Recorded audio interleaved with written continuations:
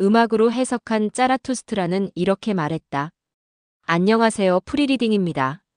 오늘은 철학자 프리드리히 니체의 역작, 짜라투스트라는 이렇게 말했다를 음악의 언어로 어떻게 해석하고 이해할 수 있을지에 대해 이야기를 나눠보고자 합니다. 니체와 음악의 관계, 그리고 그들의 교차점에서 탄생한 장엄한 예술 작품이 우리에게 던지는 현대적 의미까지 함께 탐구해 보도록 하겠습니다. 이 여정은 단순히 지적인 탐구를 넘어 예술과 철학이 결합될 때 얼마나 강력한 메시지를 전달할 수 있는지 보게 할 것입니다. 프리드리히 니체에게 음악은 단순한 오락이나 배경음악이 아니었습니다. 그것은 그의 철학적 사유의 가장 깊은 근원이자 끊임없이 샘솟는 영감의 원천이었으며 때로는 사상 그 자체를 표현하는 가장 순수하고 강력한 언어였습니다. 니체는 음악이 인간의 가장 원초적인 감정과 삶의 본질을 어떠한 매개 없이 가장 직접적으로 드러내는 예술이라고 보았습니다. 그는 아폴론적인 형식과 디오니소스적인 충동의 조화를 강조했는데 음악이야말로 이러한 디오니소스적 충동을 가장 잘 표현하는 매체라고 생각했습니다. 특히 젊은 시절에는 리하르트 바그너의 음악에서 지대한 영향을 받았으며 그의 비극 이론과 음악극에 대한 깊은 이해는 니체 자신의 철학적 발전에 지대한 영향을 미쳤습니다. 이러한 니체의 깊이 있는 음악적 신미함과 통찰력은 그의 가장 중요하고 영향력 있는 저서 중 하나인 짜라투스트라는 이렇게 말했다에도 고스란히 반영되어 있습니다. 이 책은 단순히 철학적 논증의 집합체가 아니라 시적이고 비유적이며 때로는 예언자적인 문체로 가득하며 짜라투스트라의 고독한 사색과 비통함, 환희에 찬 선언, 그리고 인간 정신의 고통과 좌절, 그리고 궁극적인 비상을 마치 장대한 교향곡처럼 그려내며 독자에게 깊은 감동과 울림을 선사합니다. 책을 읽는 내내 우리는 짜라투스트라의 목소리가 리듬과 멜로디를 가진 음악처럼 느껴지는 경험을 하게 될 것입니다. 니체의 짜라투스트라는 이렇게 말했다는 출간 이후 수많은 예술가들에게 무한한 영감의 원천이 되었습니다. 그 중에서도 특히 독일의 작곡가 리하르트 슈트라우스가 1896년에 작곡한 교향시 짜라투스트라는 이렇게 말했다는 니체의 철학을 음악적으로 형상화하려는 가장 기념비적이고 성공적인 시도로 평가받습니다. 슈트라우스는 이 작품을 통해 니체의 책을 단순히 음악으로 번역하거나 내용을 서술하려 한 것이 아니라 니체의 탁월한 천재성과 인간이 발전하는 여러 단계를 거쳐 초인에 이르는 보편적인 과정을 음악적으로 표현하고자 했습니다. 그는 이 작품의 의도에 대해 직접적으로 밝히기를 나는 결코 위대한 철학자 니체의 작품을 음악으로 표현하려는 것이 아니라 인간 발전의 관념과 갖가지 단계를 거쳐 초인에 이르는 과정, 즉 니체의 초인 사상을 음악으로 표현하고자 했다고 강조했습니다.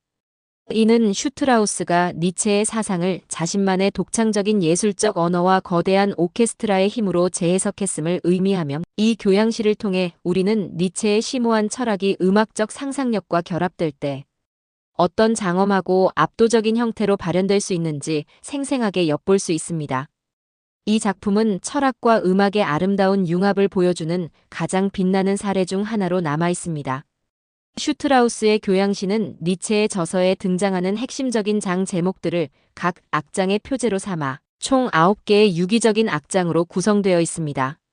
그 구성은 다음과 같습니다. 해돋이, 이면의 존재들에 대하여, 거대한 그리움에 대하여, 기쁨과 열정에 대하여 무덤의 노래, 학문에 대하여 회복되어 가는 자, 춤의 노래, 그리고 마지막을 장식하는 밤의 방랑자 노래입니다.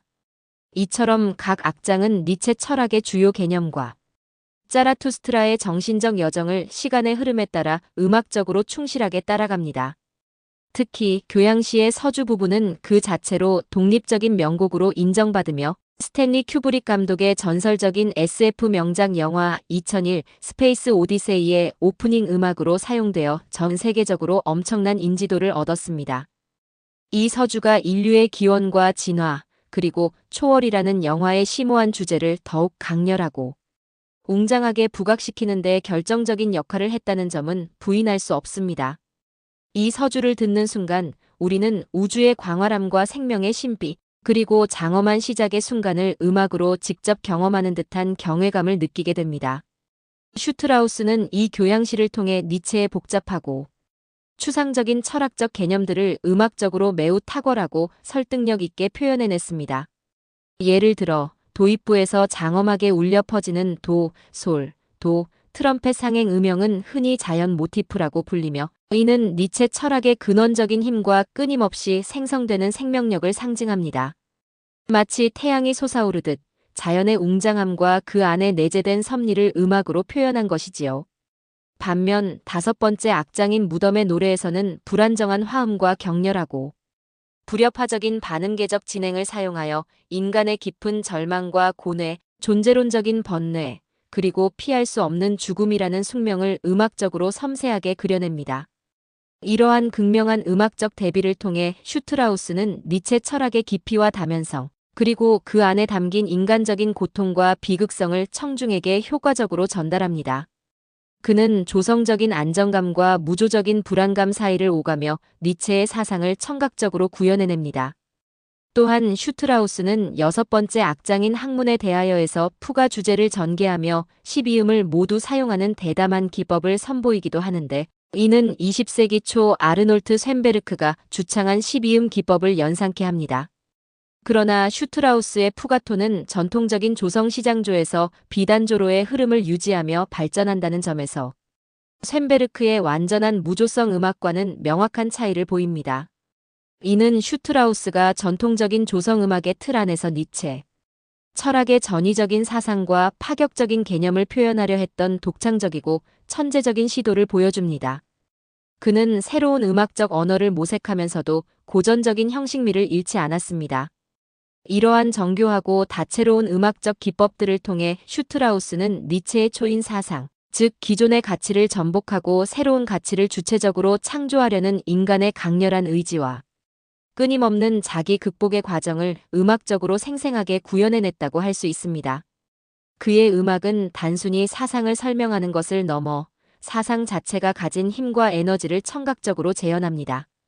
이처럼 장대한 슈트라우스의 교양시가 오늘날 21세기를 살아가는 우리에게 주는 현대적 의미는 과연 무엇일까요?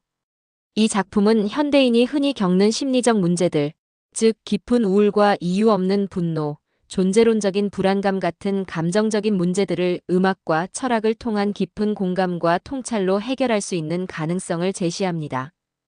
우리는 니체의 짜라투스트라가 겪는 고독한 사색과 정신적 고뇌, 그리고 마침내 찾아오는 극복의 과정을 슈트라우스의 웅장하고 섬세한 음악을 통해 간접적으로 경험하며 그 안에서 보편적인 인간의 번뇌를 공감하고 깊은 위로와 함께 새로운 용기를 얻을 수 있습니다.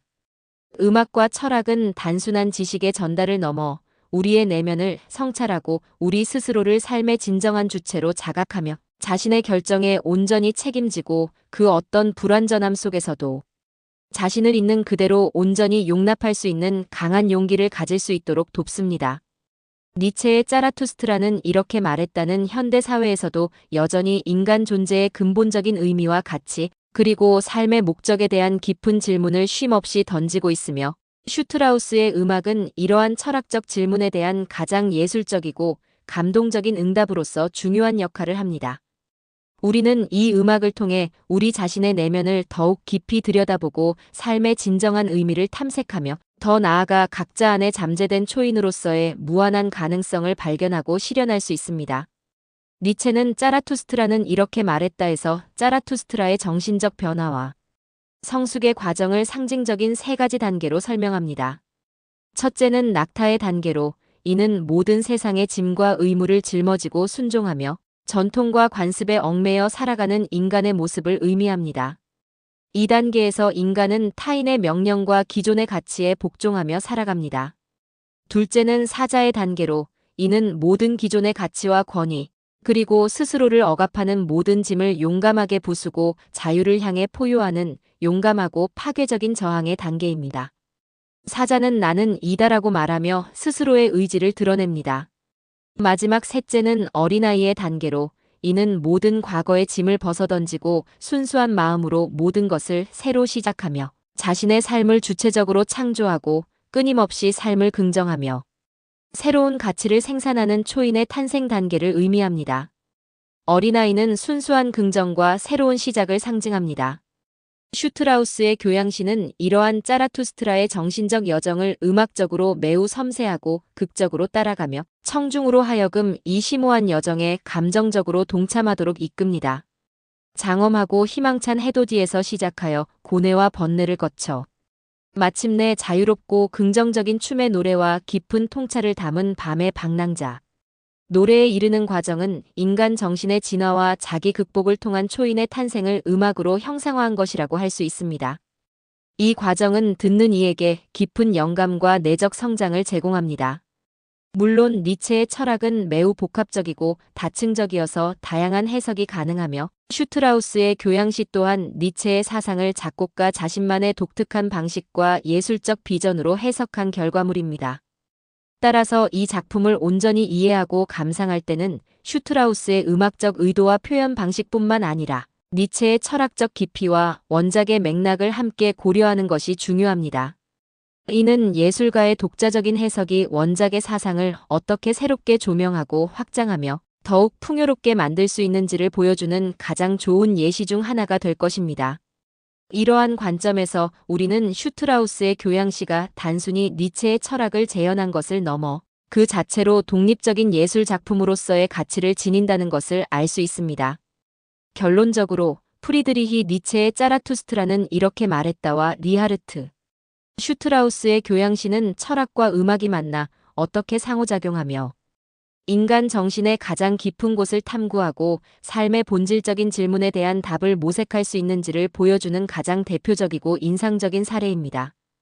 이 장대한 음악적 여정을 통해 우리는 니체가 이야기했던 초인의 개념을 단순히 이론적으로 이해하는 것을 넘어 감각적으로 경험하고 내면화하며 우리 자신의 삶 속에서 끊임없이 자신을 극복하고 새로운 가치를 창조하려는 용기와 영감을 얻을 수 있기를 진심으로 바랍니다. 우리는 이 작품을 통해 삶의 고뇌와 아름다움, 그리고 인간 정신의 무한한 가능성을 동시에 느낄 수 있을 것입니다. 경청해 주셔서 감사합니다.